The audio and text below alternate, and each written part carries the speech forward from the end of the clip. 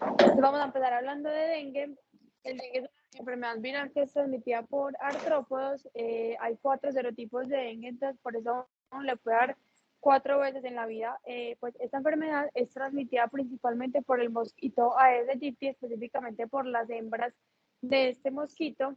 Y el arbovirus es más importante a nivel mundial en cuanto a mortalidad, morbilidad y la alta carga económica que tiene. Se ha demostrado que los gastos por hospitalizaciones por dengue en Estados Unidos superan hasta los 2 billones de dólares al año en la atención de estos pacientes. Entonces, una generalidad del virus hace parte del género Flavivirus de la familia Flaviviridae. Tiene un RNA de cadena sencilla, está envuelto y va a codificar unas proteínas. Tiene 3 proteínas estructurales que son M, E y C, y tiene 7 proteínas no estructurales que pues no las vamos a mencionar en este momento. Sobrevive por debajo de los 2.200 metros sobre el nivel del mar, y en Colombia más del 90% del territorio nacional está por debajo de los 2.200 metros sobre el nivel del mar. Entonces es una enfermedad pues importante en nuestro país. En cuanto a la epidemiología, es endémico en más de 100 países, y la incidencia viene aumentando de manera progresiva. Ha aumentado en los últimos 50 años más o menos 30 veces la incidencia de casos por dengue, y se ha descrito un reporte de más o menos 50 millones de casos al año. De esos 50 millones de casos, 500.000 son casos de dengue grave y son más o menos 21.000 muertes por dengue al año. Este es un mapa que nos refleja como las zonas donde es más endémico el dengue. El que está en rojo más oscuro es el que, pues, donde es más endémico. Vemos como Colombia está con una alta prevalencia de dengue, entonces lo tenemos que tener muy presente en nuestros pacientes. Y en Colombia específicamente, esto es como un reporte epidemiológico a través de los años. El que está en azul es el dengue, y vemos como como unos picos que se dan más o menos cada 3 años, y eso puede estar explicado porque en Colombia tenemos circulación de los 4 serotipos de dengue, hay una alta prevalencia de Aedes aegypti. Ya mencionamos que más del 90% del territorio nacional está por debajo de los 2.200 metros sobre el nivel del mar. Entonces todo esto puede explicar estos picos de la enfermedad, y cada vez se ha visto más que estos picos se asocian como con también picos más altos de casos de dengue grave y muerte por dengue. Esta es como una representación. Acá en este lado podemos ver todos los punticos en las regiones, pues en los municipios y en los departamentos donde hay Aedes aegypti, que son más de 30 departamentos, y este es donde hay Aedes albopictus, que también puede transmitir el dengue.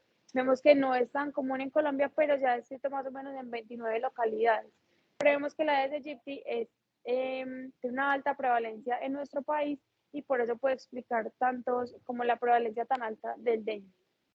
Entonces, ¿cómo se va a transmitir? La transmisión ya mencionamos que es transmitido por vectores por las hembras del Aedes aegypti, pero va a necesitar para la enfermedad que haya una interacción entre el ser humano, entre el mosquito, entre el virus y entre los factores pues como ambientales.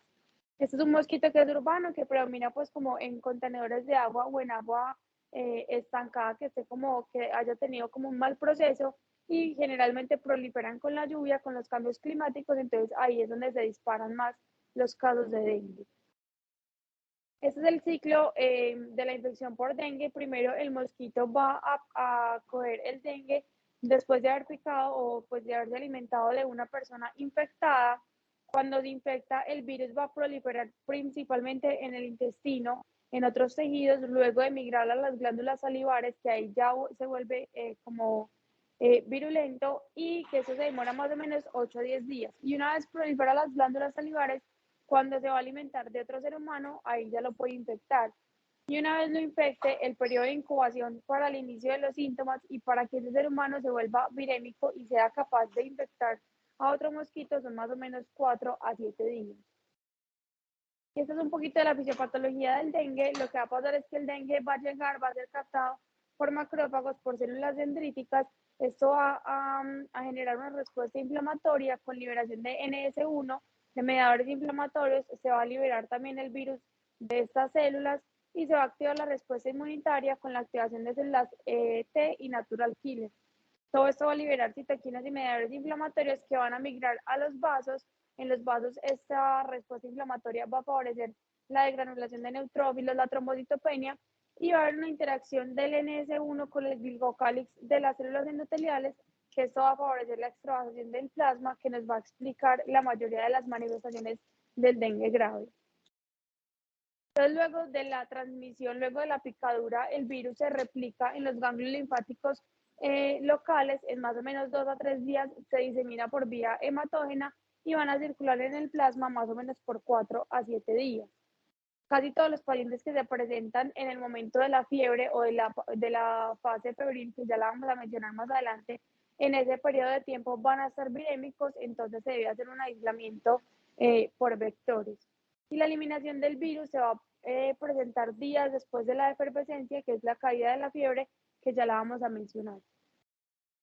Entonces, ¿por qué la infección? Porque la segunda infección es más grave que la primera infección. Lo que pasa en la primera infección es que el virus del dengue se va a unir con los anticuerpos neutralizantes, van a formar unos complejos neutralizantes que son los anticuerpos homólogos, que esos van a ser capaces de neutralizar el virus del mismo serotipo. Sin embargo, cuando hay un virus de un serotipo diferente, esos anticuerpos que eran homólogos ya para este virus van a ser heterólogos y van a ser capaces de formar complejos, pero no de neutralizar el virus. Y esta formación de complejos hace que sea más fácil la entrada a las células y eso hace que prolifere más el virus y por eso es que es más grave la segunda infección. Pues, ¿cuáles son las manifestaciones clínicas? Se divide como en 3 fases: la fase febril, la fase crítica y la fase de recuperación. La fase febril dura más o menos 3 a 7 días, es donde el paciente está más sintomático, tiene fiebre, cefalea, rash, que las características del rash son como las vemos acá en la foto, que se describe como islas blancas en mar rojo. También pueden tener dolor retrocular, mialgias, artralgias, malestar general y puede haber hepatomegalia, puede haber hemorragia leve, que puede ser sangrado por las encías o sangrado en la orina o sangrado pues como ya gastrointestinal, que sería más importante, y se pueden presentar en los paraclínicos con trombocitopenia, leucopenia y una alteración del perfil hepático, que eso es como la presentación inicial. Luego está la fase crítica, que es cuando se da la extravasación del plasma. Es donde tenemos que estar más pendientes de nuestro paciente porque es donde tiene más probabilidades de complicarse, pues de presentar alguna complicación por dengue. Generalmente tienen hipoalbuminemia, derrame pleural, ascitis, pueden tener hemorragia que sea más significativa, que lleve a una inestabilidad hemodinámica. Y acá es donde más va a estar la trombocitopenia, o sea, donde más bajito va a estar el valor de las plaquetas y donde más hemoconcentrado va a estar el paciente, o sea, donde más alto va a ser el nivel del hematocrito.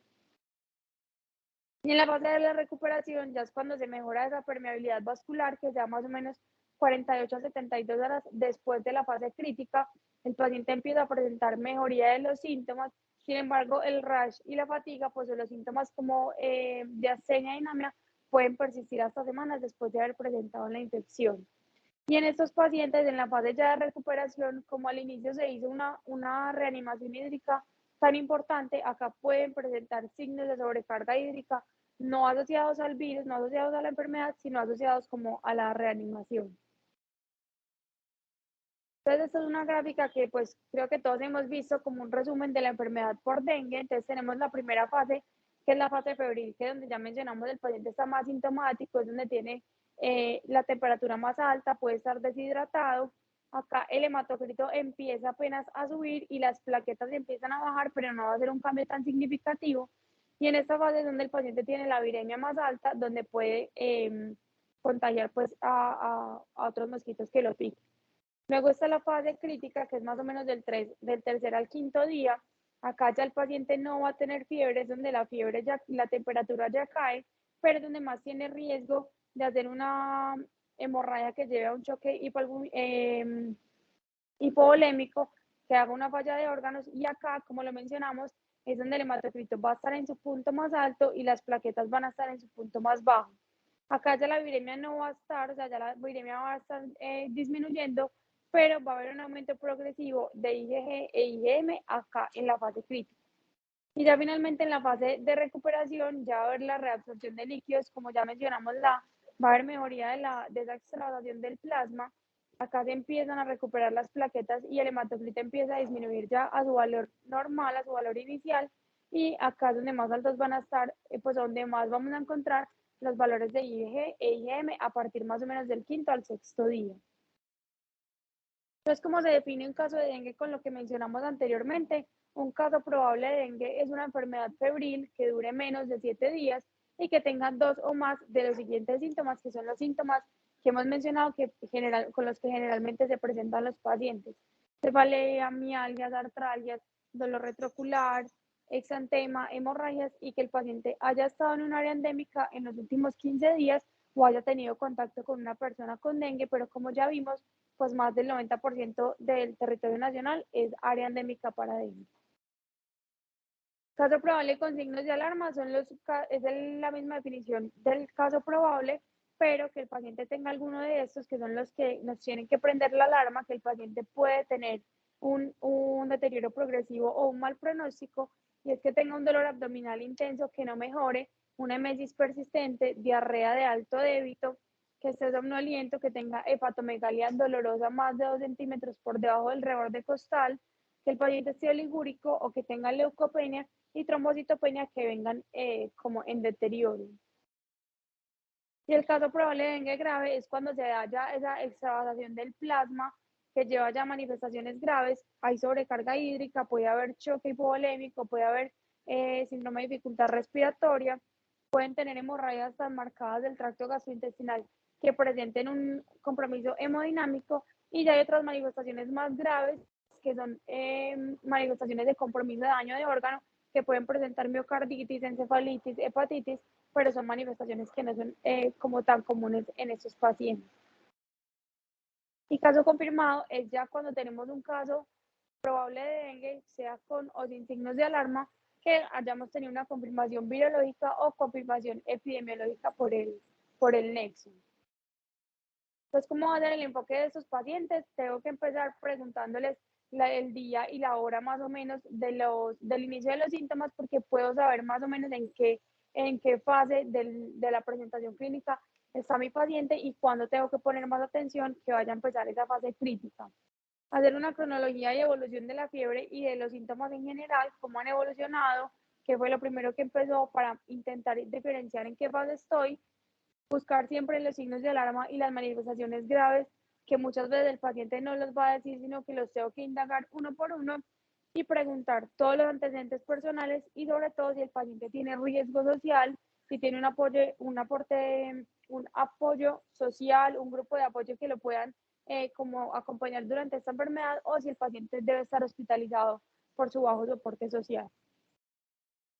En cuanto al examen físico, pues lo primero son los signos vitales, mirar si el paciente está estable hemodinámicamente, mirar si tiene algún signo de edema periférico, edema en miembros inferiores, edema de la pared abdominal, edema en miembros superiores pues, o en la cara, mirar cómo está el llenado capilar, cómo está el estado de hidratación, porque esos pacientes generalmente llegan deshidratados, sobre todo en la fase febril y empezando la fase crítica, mirar si tiene trabajo respiratorio, si hay algo que me haga pensar que el paciente tiene derrame pleural, derrame pericárdico, ascitis, hepatomegalia. Si hay compromiso neurológico, que lo vamos a ver más por irritación meningia, si el paciente tiene cambios comportamentales, si ha convulsionado, esto me podría hablar pues como ya de manifestaciones graves. Y está la prueba del torniquete, que lo que hago es que dibujo como un cuadrado de 2.5 por 2.5 centímetros en el antebrazo del paciente, le voy a tomar la presión arterial, voy a hacer el cálculo de la presión arterial media y voy a dejar el manguito insuflado en la presión arterial media. Y en ese cuadrito debo contar la cantidad de petequias que me aparezcan y si pues es positiva si tengo más de 20 petequias en adultos o más de 10 petequias en los niños, que esto no me hace el diagnóstico de dengue, no es una prueba pues como para hacer diagnóstico, sino que me puede hablar que posiblemente sea dengue y entre más petequias me podría hablar como de peor pronóstico. Y en cuanto al diagnóstico, pues ya después de haber mencionado como toda la parte de la clínica que me va a guiar mucho hacia el diagnóstico, tenemos unos métodos directos y unos métodos indirectos. Los métodos directos son los que me dan más confiabilidad, que está el aislamiento del virus, la detección pues del genoma y la detección del NS1. Y los métodos indirectos, que son la serología IgG o IgM. Vemos que a medida que va avanzando de métodos directos a indirectos va disminuyendo la confiabilidad, pero va aumentando la accesibilidad y es más probable que tenga yo disponibilidad de estos a que tenga disponibilidad de los métodos directos. Y todo eso va a depender también del momento en el que se presente mi paciente. Si estoy en los primeros días de la enfermedad, la viremia va a estar muy elevada, pero si el paciente consulta más o menos al cuarto o quinto día, ya esta viremia puede que sea indetectable. Y en los primeros más o menos 5 a 6 días puedo detectar el NS1 y vemos que el IgG e IgM apenas van a estar como en proceso de elevar. Entonces, es muy importante saber en qué día de la enfermedad está el paciente. Si es más o menos en los primeros 5 o 6 días, puedo medir el NS1 y si es a partir de los 5 o 6 días, podría medir más IgG o IgM, que el IgM me hablaría más pues como de la enfermedad en el momento. Y esta es otra gráfica muy similar que nos habla que a partir de en los primeros 5 días, que incluso acá mencionan el NS1, hasta más o menos los 7 días, entonces si estoy en los primeros 7 días de la enfermedad, puedo medir la viremia, sea por PCR o sérica, o el NS1. Y si es más o menos a partir del quinto día, ya empiezo a tener valores considerables de IgG e IgM, y estos podrían ser como los métodos diagnósticos. Y en cuanto al tratamiento, tengo que separar a mi paciente en 3 grupos. Está el grupo A, B y C, depende de la condición clínica del paciente. Entonces, el grupo A son los pacientes que toleran la vía oral, que están sintomáticos pero no están deshidratados, no tienen compromiso hemodinámico, que pueden tolerar ingerir líquidos orales más o menos 2 litros al día o incluso se recomiendan más. Pero es muy importante mencionarle al paciente que no debe tomar únicamente agua porque el agua no me va a reponer las pérdidas, sino que tiene que tomar idealmente líquidos con electrolitos o pueden ser sopas, pueden ser como preparados en la casa. Para el manejo de los síntomas se recomienda la acetaminofén y en estos pacientes no se debe formular ni AINES ni medicamentos intramusculares y se debe hacer una valoración cada 48 horas. Se le puede decir al paciente que se vaya para la casa, se le dan todas las recomendaciones, vuelvan 48 horas o si presenta alguno de los signos de alarma debe consultar pues de manera más temprana. Y se debe vigilar hasta 48 horas después de haber pasado la fase de recuperación para ver que no haya aparición como de una manifestación grave. En el grupo B son los pacientes que tienen signos de alarma, como los que ya mencionamos previamente, que tienen alguna enfermedad concomitante, sea una enfermedad cardiovascular, alguna patología pulmonar, enfermedad renal crónica. Acá también están los niños menores de 6 años o los pacientes mayores de 65 años, los que tengan riesgo social y los pacientes embarazados. Entonces, en estos pacientes debo iniciar manejo con líquidos venosos. Se debe iniciar a 10 mililitros por kilo por hora. Se debe ir evaluando que no vaya a tener el paciente signos de sobrecarga con este volumen que le estoy dando y de manera progresiva, más o menos cada 4 o 5 horas, se debe ir disminuyendo esta cantidad. Entonces empiezo con 10, le puedo ir disminuyendo a 5 a 7 por kilo por hora, después a 2 a 3 y voy evaluando el estado de hidratación del paciente. Lo importante es asegurar una diuresis de más de 0.5 cc por kilo por hora y tengo que ir como monitorizando constantemente al paciente, mirar la temperatura, cómo está el balance hídrico, que no me vaya a pasar y que no vaya a tener ya signos de sobrecarga, cómo está la diuresis, que ya mencionamos que la meta es más de 0.5 y si hay aparición o hay pues como resolución de los signos de alarma. Y en cuanto a los laboratorios que voy a hacer de control en esos pacientes, tengo que hacer hemograma completo para ir vigilando el nivel de hematocrito y de las plaquetas. Tengo que hacer un perfil hepático porque generalmente alteran AST y ALT. Y es importante hacer un electrocardiograma para evaluar cómo está pues la actividad eléctrica de este paciente y que no vaya a tener alguna complicación. Y en el grupo C ya son los pacientes que están inestables hemodinámicamente, que están con un choque hipovolémico, sea por hemorragia, sea por deshidratación. En estos pacientes debo hacer una intervención más agresiva, debo iniciar más o menos con 500 o 1000 mililitros de cristaloides en la primera hora, debo mantener una presión arterial media entre 70 y 80. Acá el manejo de los síntomas va a ser similar a los anteriores. Acetaminofén, no se debe dar ni AINES ni medicamentos intramusculares. Debo hacer una medición de hematocrito, idealmente también de las plaquetas cada 12 horas y evaluar si el paciente no mejora con las medidas iniciales y ya está en niveles críticos, puede requerir transfusión. Y estos son los paraclínicos que debemos hacer en estos pacientes de control: gases arteriales, electrolitos, perfil hepático, albúmina, radiografía de tórax y dependiendo pues como del contexto del paciente, electrocardiograma, si necesita alguna prueba adicional porque estoy sospechando alguna manifestación grave, también se debe hacer. Entonces ya para entrarnos pues como en los otros dos enfermedades, en Zika y chikungunya, ya mencionamos todo lo de dengue. El Zika es una enfermedad que también es transmitida por vectores, es un flavivirus de la familia Flaviviridae y se mencionó por primera vez o se aisló por primera vez en 1947 en una estación de vigilancia pues como de fiebre amarilla, se mencionó por primera vez este virus. En 1948 se aisló, o sea, en 1947 fue la primera vez que se aisló, pero en 1948 se dieron cuenta que estaba en Aedes africanus, aparte del Aedes aegypti, y la primera vez que se encontró, pues lo que se reportó en Colombia, fue en octubre del 2016, que fue donde hubo el pico pues de Zika. Este es un mapa que nos habla cuáles son las zonas endémicas de la enfermedad por Zika. Los que están en rojo, pues en el rojito más oscuro, es donde más alta prevalencia hay, y vemos como Colombia también hace parte de los países que tienen una prevalencia más alta para la enfermedad por Zika, que es muy similar a lo que mencionamos anteriormente. Más del 90% del país tiene compromiso, pues, o hay Aedes aegypti, que es el principal vector de esta enfermedad. Y eso es mapas, pues son dos mapas ya específicamente de Colombia. Los que están más oscuritos es donde más prevalencia hay de enfermedad por Zika. Este es en pacientes no embarazadas y este es en pacientes embarazadas. Y pues vemos que Antioquia está como en una prevalencia media en ambos, pues como mapas, tanto en población embarazada como no embarazada. Entonces, la transmisión también se da principalmente por Aedes aegypti, por las hembras de la Aedes aegypti, pero también se ha encontrado en otros mosquitos como el Aedes albopictus, que también vimos que está más o menos en 29 localidades en Colombia.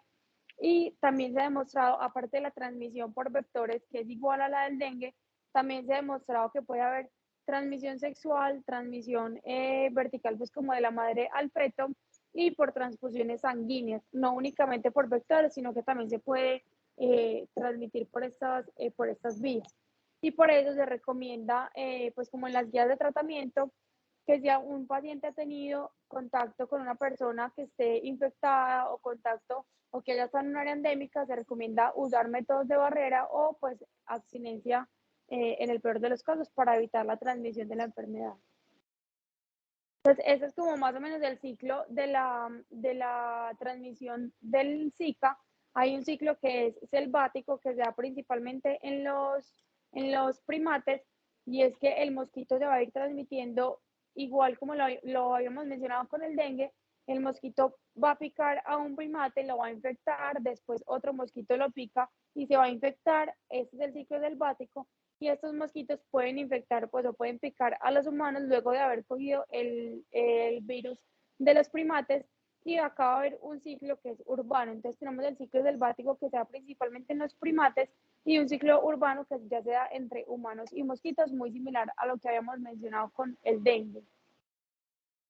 Entonces, la transmisión del virus, como ya lo mencionamos, no solamente es por vectores, sino que también se puede dar por transmisión sexual y por transmisión de la madre al feto. Y es como un espectro como de las manifestaciones que puede tener el Zika, que puede ser asintomático, puede ser un cuadro muy similar a la presentación por dengue, o puede tener manifestaciones congénitas, sobre todo pues de las pacientes que estén embarazadas en el momento de la infección, manifestaciones congénitas como microcefalia, o puede llegar hasta manifestaciones neurológicas como síndrome de Guillain-Barré. Se presenta generalmente como una enfermedad febril muy similar al dengue, dura más o menos 5 a 7 días. Los pacientes presentan, acá el síntoma predominante es el exantema, más que la fiebre. Más del 90% de esos pacientes presentan exantema, pero también puede haber fiebre, artralgias, conjuntivitis no purulenta, dolor retrocular, mialgias. Son síntomas pues como muy similares entre las tres enfermedades. pero hasta el 80% de los pacientes acá pueden ser asintomáticos.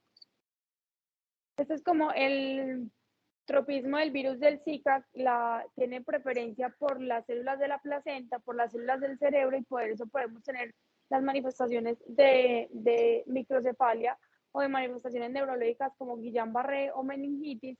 También tiene afinidad por las células del ojo, por los líquidos corporales, y por eso es importante la transmisión sexual, porque se ha encontrado el virus del Zika en el semen, y también tiene afinidad por el útero y por los testículos. En cuanto a otras manifestaciones ya como más graves de esta enfermedad, están las manifestaciones pues como alteraciones en el desarrollo o manifestaciones congénitas. Puede haber microcefalia, puede haber síndrome de Guillain-Barré, y se ha encontrado el virus del Zika, como se ha encontrado en el semen que favorece la transmisión sexual, también se ha encontrado en el líquido amniótico y podría eso favorecer la transmisión hacia el feto. Se ha encontrado pues en un estudio que se hizo de pacientes embarazadas, se tomó muestra de diferentes tejidos en el útero y se encontró que el Zika puede estar presente en células neuronales y no neuronales con una infectividad alta, que eso puede llevar a las malformaciones congénitas. También se ha asociado con otras manifestaciones como meningoencefalitis o mielitis, pero son manifestaciones pues afortunadamente más raras. Entonces, si tenemos una paciente embarazada que tenga la enfermedad, sea sintomática o asintomática, hasta el 70-80% de los fetos o de los neonatos no se van a infectar y no van a tener pues como ninguna alteración congénita. Pero el 20 al 30 de los neonatos está en este espectro, que pueden ser que tengan la infección pero sea asintomática, que tenga alteraciones congénitas, que es principalmente la microcefalia, que se dan el 5 al 14%, o se pueden presentar pérdidas fetales hasta en el 4 al 7%. Y esto es independiente de las manifestaciones de la materna. La materna puede ser asintomática y el feto tener alguna de las complicaciones pues, de la infección. Pues, ¿cómo se hace el diagnóstico? Pues principalmente por toda la clínica y la anamnesis y el examen físico que nos cuente pues como la paciente, pero puede haber también detección de RT-PCR y de IgM por Zika, que van a ser los que principalmente me van a ayudar para hacer el diagnóstico de estos pacientes. Va a haber mayor positividad en las primeras semanas, sobre todo en la primera semana, 5 o 7 días de la enfermedad, pero la viremia, pues el RNA viral se puede detectar hasta 10 semanas después de la infección. Entonces, por eso es importante, si tengo un paciente que le esté sospechando que las alteraciones congénitas sean por Zika y la paciente esté asintomática, puedo detectar la viremia hasta 10 semanas después, que nos podría ayudar pues como a guiar en el diagnóstico. Y siempre se recomienda hacer una detección del RNA viral en suero y en orina, en las dos, porque eso me va a aumentar como la capacidad de detección de los casos por Zika. Entonces, esta es una tablita pues que acá importante mencionarles. Si tengo paciente en la población general que sospeche una infección por Zika no complicada, incluso no se recomienda hacer ninguna prueba diagnóstica, porque eso no me va a cambiar el tratamiento es de soporte, entonces no se recomienda hacer pues como ningún examen diagnóstico. Si tengo ya manifestaciones más graves, por ejemplo, un síndrome de Guillain-Barré que yo sospeche que es por Zika, se recomienda hacer pruebas tanto en suero como en orina, porque lo que ya mencionamos me va a aumentar la probabilidad de detección. Eso es de la detección de ácidos nucleicos, y la IgM si solamente se recomienda hacer en suero, o si le va a hacer punción lumbar al paciente, ahí también se podría medir.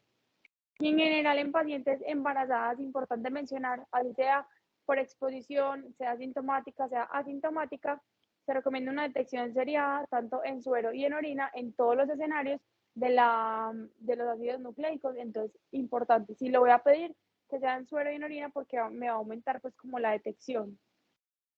¿Cómo hacen el tratamiento de estos pacientes? Va a ser un tratamiento de soporte, de manejo sintomático, de hidratación. Acá es lo mismo, el manejo sintomático se hace con acetaminofén, no se debe dar AINES o medicamentos intramusculares, al menos hasta descartar que el paciente no tenga dengue asociada, pues o que las manifestaciones que el paciente tiene no sean por dengue. Y ya para mencionar finalmente, chikungunya es otra enfermedad transmitida por vectores, es de la familia de los Tocaviridae, del género alfavirus. Todos los alfavirus van a tener una envoltura lipídica que los caracteriza. También se da la transmisión por mosquitos y en este caso, pues igual que en el dengue, no hay una transmisión como entre humanos, sino que todas las transmisiones son por vectores, que es por el mosquito. Fue detectado pues por primera vez en 1952. Este es un mapa donde nos muestra la prevalencia de la enfermedad por chikungunya. Y vemos que en el mapa ni siquiera sale Colombia, es mucho más prevalente en África. La prevalencia en Colombia, aunque tenemos pues la alta prevalencia de Aedes aegypti, la prevalencia de chikungunya en Colombia es mucho más bajita. Hay 4 genotipos del virus y la infección nos va a generar pues como inmunidad o protección de por vida. Y este es un mapa donde nos habla pues que vemos que donde está más presente es en África, pero en Colombia también desde el 2013 se ha detectado circulación de chikungunya por la alta prevalencia de Aedes aegypti y Aedes albopictus, que también lo puede transmitir. La transmisión se da entonces principalmente por esos dos mosquitos, principalmente por Aedes aegypti. Lo que va a hacer es que se replica, o sea, se da la picadura, se replica en la piel, se va a diseminar al hígado y a los tejidos pues como más cercanos, pero finalmente se va a terminar diseminando a las articulaciones, al tejido muscular, y eso es lo que me va a generar los síntomas, la diseminación del virus hacia los otros tejidos. Tiene un periodo de incubación de más o menos 2 a 4 días y se caracteriza porque tiene un inicio súbito de los síntomas a los 2 a 4 días de la picadura del mosquito, y va a tener una duración más o menos de 5 a 7 días la enfermedad, que es muy similar al dengue y a la enfermedad por Zika. En cuanto a las manifestaciones, en realidad todas tienen manifestaciones muy similares. Van a tener fiebre, cefalea, dolor retrocular, mialgias, artralgias, el exantema, pero acá son asintomáticos hasta el 15% de los pacientes, que recuerden que en Zika hasta el 80% de los pacientes eran asintomáticos. En cuanto al diagnóstico, se recomienda, pues, si el paciente consulta de manera temprana en las primeras 48 horas, la medición de la viremia puede guiarnos hacia el diagnóstico, pero los pacientes generalmente consultan como un poquito más tardío, entonces ahí puedo medir los anticuerpos fijadores del virus, pero igual a la enfermedad por Zika, el diagnóstico, pues de las pruebas diagnósticas no me van a cambiar el tratamiento porque todo va a ser tratamiento de soporte. Y también va a depender del momento en el que el paciente consulte, muy similar al dengue. En los primeros 4 días de la enfermedad es donde el paciente está más sintomático y esta carga viral empieza a elevarse con un pico más o menos a los 3 a 5 días, y a partir de ahí va a empezar a disminuir esa carga viral, van a empezar a mejorar los síntomas y en ese momento empiezan a elevarse los anticuerpos. Entonces también depende del momento en el que consulte el paciente cuál va a ser la prueba diagnóstica pues en caso que la vaya a hacer, cuál va a ser la prueba diagnóstica ideal que tengo que utilizar. Y este es un cuadro muy similar, nos habla pues como de la evolución de la infección, de los síntomas y de los biomarcadores, pues de las pruebas del laboratorio. Entonces en los primeros 5 días o el periodo de incubación generalmente no voy a tener síntomas, y apenas acá se está empezando a elevar la viremia. En la primera semana donde el paciente va a estar más sintomático, va a tener la fiebre, mialgias, artralgias, y acá empieza pues la viremia, que dura más o menos hasta 7 días, pero acá se empiezan a elevar IgG e IgM, que pueden durar meses, semanas o incluso de manera indefinida. El tratamiento va a ser igual a los anteriores, es manejo de soporte, mantener al paciente hidratado. Si tolera la vía oral, se debe hacer hidratación oral, como ya la mencionamos, con sales de rehidratación, con pues sopas o algo que tenga electrolitos, no únicamente con agua. El control de los síntomas se hace con acetaminofén, no se debe dar AINES ni medicamentos intramusculares, al menos hasta descartar que no sea por dengue, y debe hacer pues como un adecuado seguimiento, buscando que no vaya a tener manifestaciones graves. Entonces, ya como para concluir, el dengue, zika y chikungunya son entidades clínicas que tienen una alta prevalencia en Colombia por lo que les he mencionado. Tienen manifestaciones clínicas muy similares, que va a ser muy difícil diferenciar entre cuál de las tres es la que me está causando pues como la enfermedad, pero el enfoque diagnóstico lo voy a hacer más que todo como por la clínica del paciente. Según los días en los que consulte el paciente, miro qué pruebas le puedo realizar, y lo más importante es que el tratamiento no me va a diferenciar en las tres enfermedades, sino que va a ser tratamiento de soporte, no hay un medicamento específico para cada una, sino manejo de los síntomas, mantener al paciente hidratado y vigilar que no vaya a presentar signos de alarma o manifestaciones graves. Muchas gracias.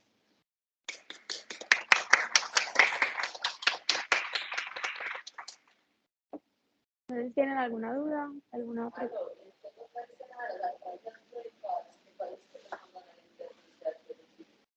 No, no, profe. Ujú.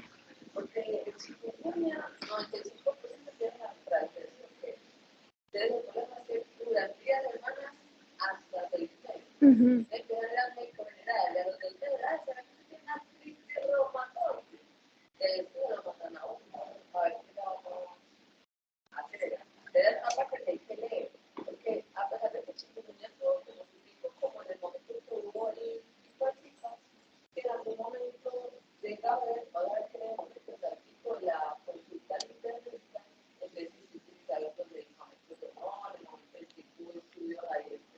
Ujú.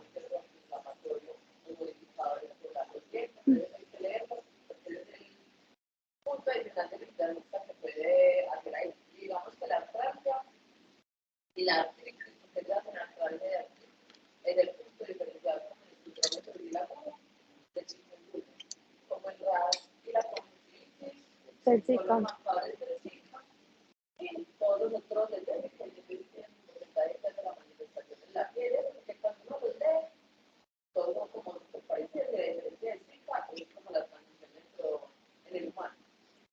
Mm.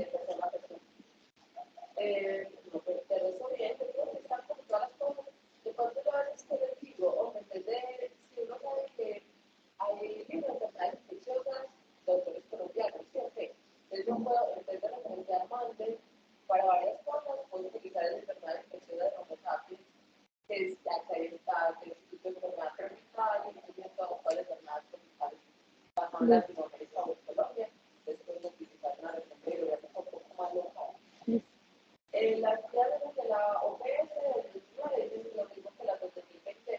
Ujú.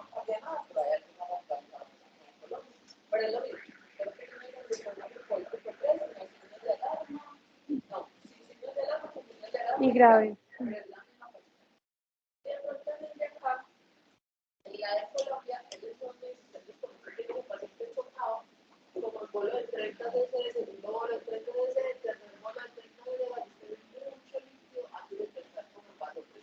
Ujú.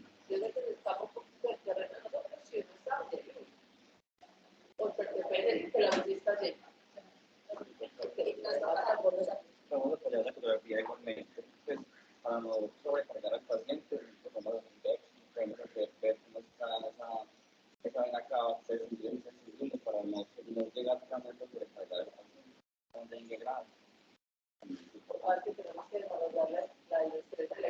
Ah,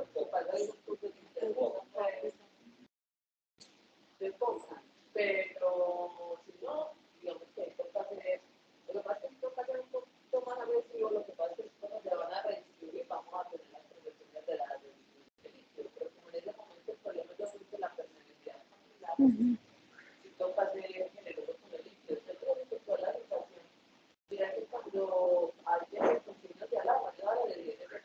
Ujú.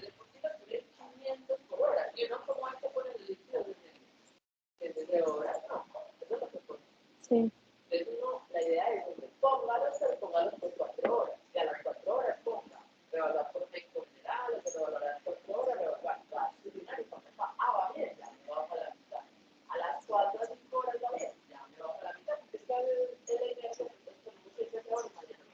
Ujú.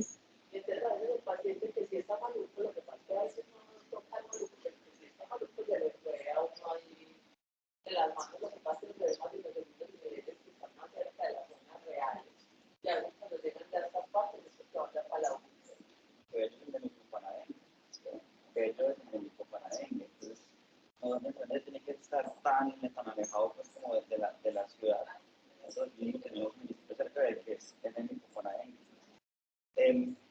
Pues, así como realmente es tan importante que a pesar de pues, ser internistas, o el momento en que seamos especialistas,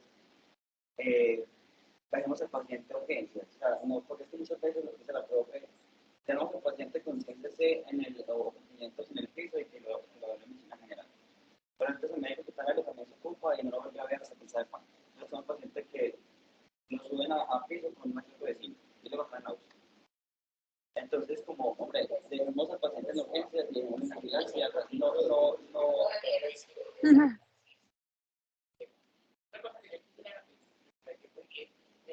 tipo de dengue, nosotros por lo menos acá tenemos el dengue, que se mide en S1 y en la venta y Bueno, para tener súper. mayor oportunidad en la parte de infección.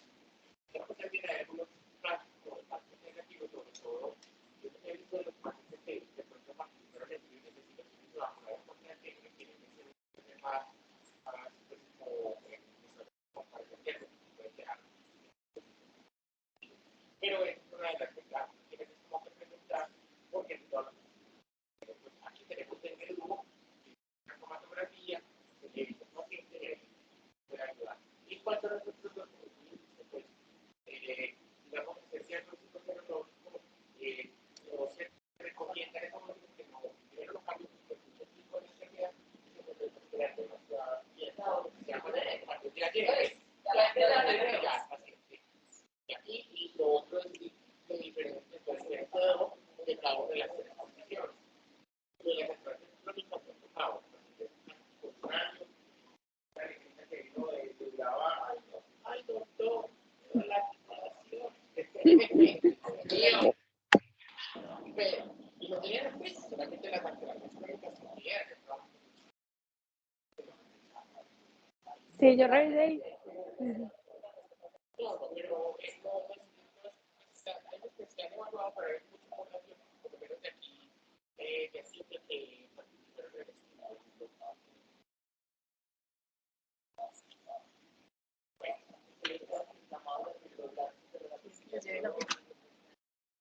¿Por qué? ¿Por qué será?